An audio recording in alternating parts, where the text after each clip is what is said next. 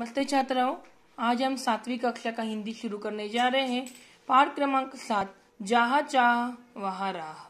देखते हैं, चलिए। येसंबा गांव के पाठशाला की घंटा बजी। धुआंधार बरसात, बहुत जोर की बरसात हो रही थी। वर्षा के कारण प्रार्थना मैदान पर न होकर कक्षा में संपन्न हुई। उपस्थिति लेते हुए गुरुजी ने देखा कि आज कक्षा में बहुत कम विद्यार्थी हैं।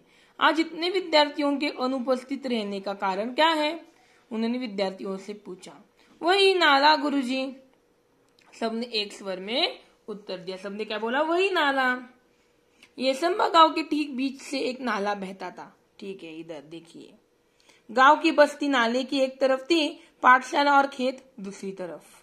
बरसात के दिनों में नाले में कई बार 4 से 5 फीट तक पानी भर जाता।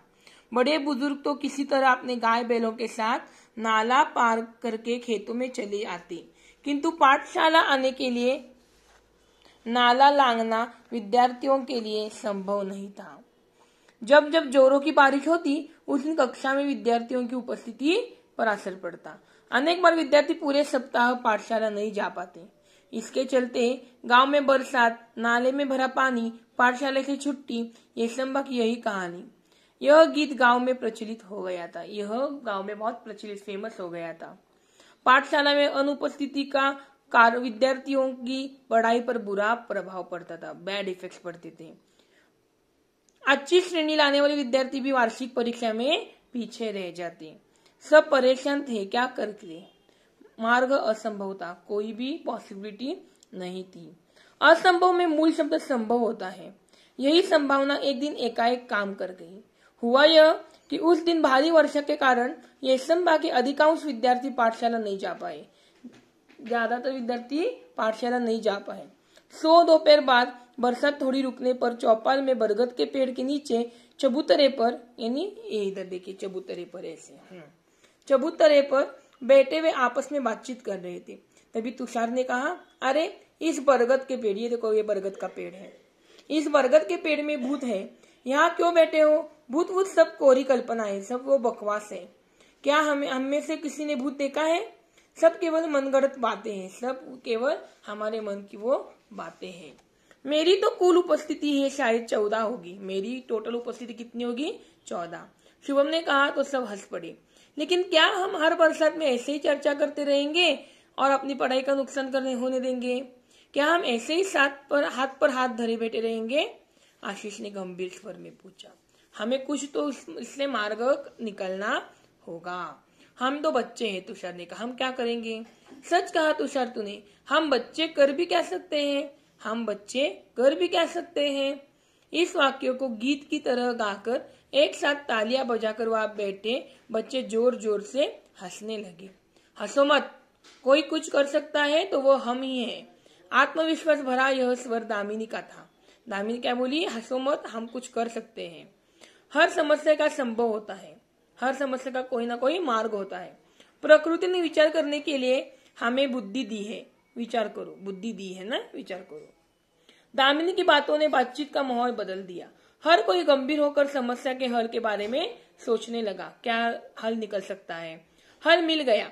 हम बरसात में भी पाठशाला जा सकते हैं। आशीष की आंखों में चमक और स्वर में उत्साह दिखा। कैसे? सबने एक साथ पूछा। हम नाले पर पुल बनाएंगे। पुल? मित्रों के स्वर में आश्चर्य के भाव कर आशीष ने आत्मविश्वास पूर्वक उत्तर देते हुए कहा, हाँ पुल, हम पुल बनाएंगे। विज्ञान की पुस्तक में हम सबने पुल की जानकारी पढ़ी है। जब कभी शहर गए हैं, बड़े बड़े पुल देखे भी हैं। अंतरजाल से हम जानकारी भी प्राप्त कर, अंतरजाल यानी इंटरनेट। गांव का नाला बहुत ज्यादा चौड़ा नहीं है। हमें लगभग 10 फीट का पुल बनाना होगा।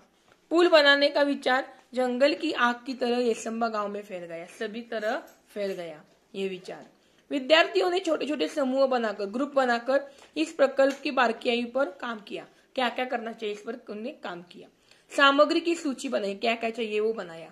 सामग्री खरीदने के लिए 20-20 रुपए एकत्रित करना आरंभ किया, शुरू किया। ठीक है। बुजुर्गों का अनुभव, युवाओं की शक्ति, विद्यार्थियों का उत्साह, सब साथ मिलकर काम कर रहे थे। संगठित प्रयास, यानी कुल मिलकर सबने परिश्रम करना शुरू कर दिया। सीमेंट के पाइप खरीदे गए। हाँ, बंजर जमीन से मिट्टी खोदी गई। जमीन से क्या होगा? मिट्टी खोदी गई।